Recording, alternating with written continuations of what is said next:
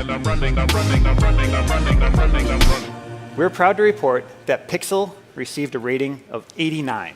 That's the highest rating ever for a smartphone.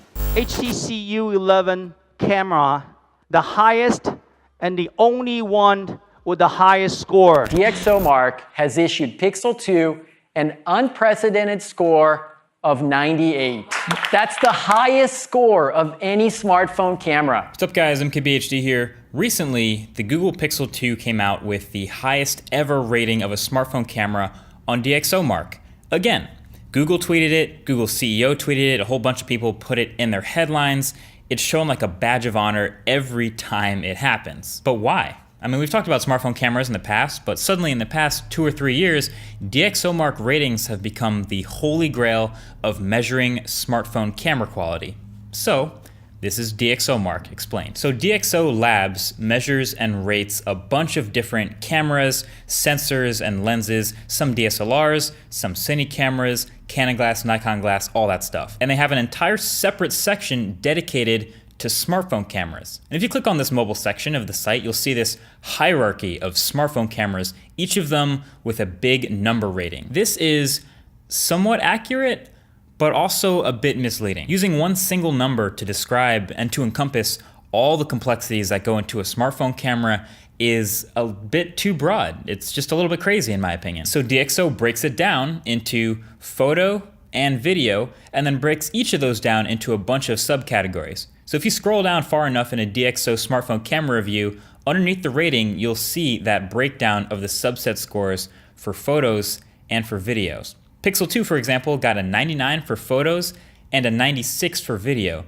But you notice these numbers clearly aren't an average of the subscores. So they have this weighting system, essentially their own algorithm, for combining all of the subscores into this overall score. So it's that score that gets published and plastered all over the internet, all over your Twitter feeds. But most of these articles, in fact, probably all of them, ignore the subscores and how well these cameras did in each category. You'd have to actually go to DxOMark's site and actually scroll all the way down and read through the review for that. And if you did, you would find that DxO does some pretty legit, really solid testing. They try to be scientific and objective wherever they possibly can. They have a bunch of these indoor sets, these controlled environments for testing things like noise performance, sharpness, color reproduction, and detail in the exact same situation for every phone, so it's repeatable every time. For testing bokeh with portrait mode, they have a foreground subject and a background that's a certain distance away. They measure autofocus speed and shutter speed lag with moving subjects, the whole deal. And then they also have a bunch of slightly less exact, but still pretty telling outdoor tests for things like high dynamic range and seeing color casts, etc. According to their site, they have, quote, more than 50 challenging and realistic indoor and outdoor scenes. Then they turn these photo samples into ratings for each category using a panel of experts, they say. And essentially what they do is they take the new image from the smartphone camera and match it with the closest one on a scale with what's called an image quality ruler. They have an existing scale with a bunch of different levels of noise, for example, and they match the new sample with where it falls on that scale. So that's how they turn a qualitative measurement into a quantitative value. But these websites reporting on the new phones when they come out, they don't really want all that. That's a little too much for a headline. So DxO is smart, and to make it more easy to headline, they summarize everything into one big overall score, which, like I mentioned, is not the average of the subscores. We can assume they're weighted roughly in that order, with exposure and contrast being the most important, autofocus and color being almost as important, and this decision of the order that they weight things is subjective. The order that they decide to rank these and the amount of weight that they put into each one is entirely up to them, and that's why you shouldn't put all your purchase decision into just the overall score. You should look past the overall rating. Compiling everything into one overall score can be misleading because different characteristics matter to different people. Some people take a lot of low light photos, or take a lot of photos of people, a lot of selfies, or a lot of landscape shots. Here's a perfect example. The Galaxy Note 8 got an overall score of 94. The Pixel 2 got an overall score of 98. You take a lot of portrait photos. Which one are you gonna pick? you're gonna pick the Galaxy Note 8. You're gonna throw out the overall score and pick the one that actually has a dedicated second camera for portrait photos. If you look at the photo subscores, it got a way higher score for zoom and bokeh. But these are pretty new things, and so they're not really weighted as heavily, so they don't really have nearly as much of an effect on that overall score, and as a result, the phone that you would pick because it's better for what you like got a lower overall score on the DxOMark scale. You see what I'm getting at? Honestly, most of these smartphone cameras are great when you talk about things like contrast and color and dynamic range, to varying degrees obviously, but the top ones are all pretty good. The bigger difference comes with the different modes, with things like portrait mode and long exposure and panorama stitching and all that. Those are what make a bigger difference to the user experience, especially when you see a phone like Pixel 2 doing portrait mode mostly within the software versus with a second camera. Now, here's another reason you may want to look past the overall score. DxO Labs is a consulting company as well as a testing company. For a fee, they will work with smartphone manufacturers before their phone comes out to create a better camera. So they'll provide their testing software, their hardware, and their testing methodology so that you can calibrate your sensor and your image processing pipeline to produce better photos, but also kind of to just do better on their tests. It's pretty easy to look at this and think they're just working with you to get a higher score. Now, I'm not saying that smartphone manufacturers are specifically tuning their cameras to do better on DxOMark instead of actually doing what's better for the consumer, but it's a blurry line there. It's kind of similar to what we see with benchmarks. I mean, most of the things that do better on DxOMark are also better for the camera, but again, it's combining it, it's tuning it to their exact specs and what does better with their methodology. Basically, if you don't work with them on tuning your camera suite, you'll get a lower score. And if you don't have that DxOMark money, you're kind of left out on the cold.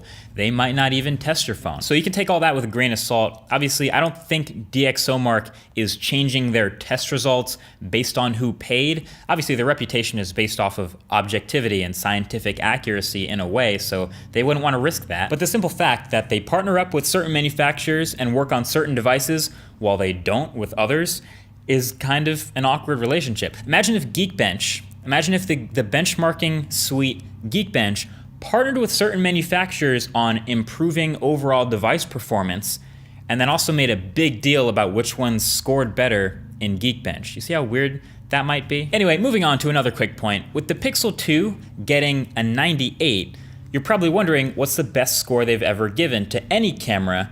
That would be a 108.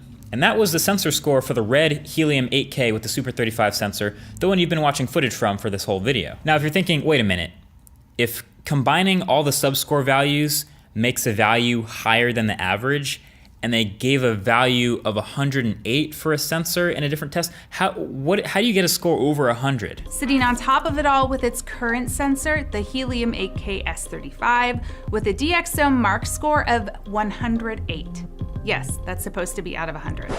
Nope, no, it's not. DxOMark scores are not out of 100. The Pixel 2 did not get a 98 out of 100. It's not a 98%. I see way too many tech news outlets reporting DxO ratings as if they're like close to a perfect score because they think they're out of 100. They're not. The fact that they're close to 100 is great, but that's purely a coincidence, and cameras are going to keep getting better on this linear scale, and they're going to reach and pass 100. There's going to be a first smartphone to hit 100. They're going to make a huge deal about that. You're going to see it in every headline.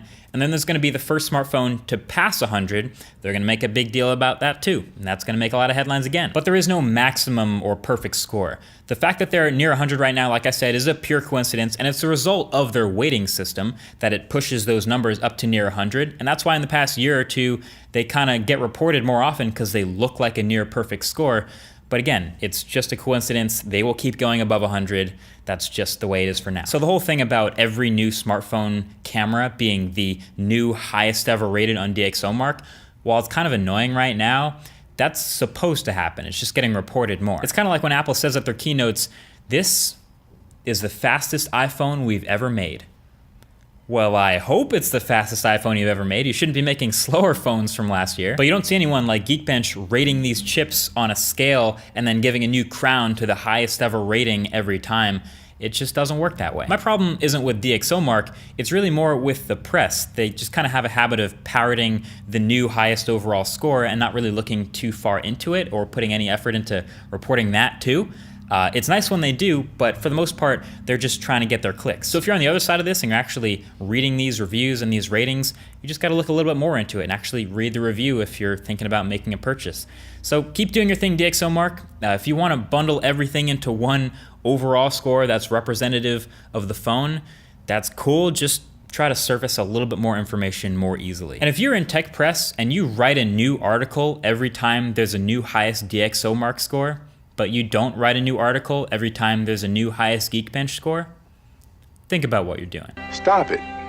Get some help. So in summary, DxOMark does real testing, yes, but an overall number to describe everything that goes into a camera is a little too broad, yes. And then DxO also does consulting to improve cameras based on their own algorithms and testing, so maybe take those numbers with a grain of salt. And the scores just happen to be around 100 right now, but that's purely a coincidence. They are not out of 100. So what we've learned here is ratings are a nice, clean, even number to point to one being better than the other. But if you actually want to make a purchase decision, you got to look a little bit deeper than the DxOMark rating. Plus, they're all pretty incredible anyway. You should watch the blind test. I'll link it below. Either way, that's been it. Thank you for watching. Talk to you guys in the next one. Peace.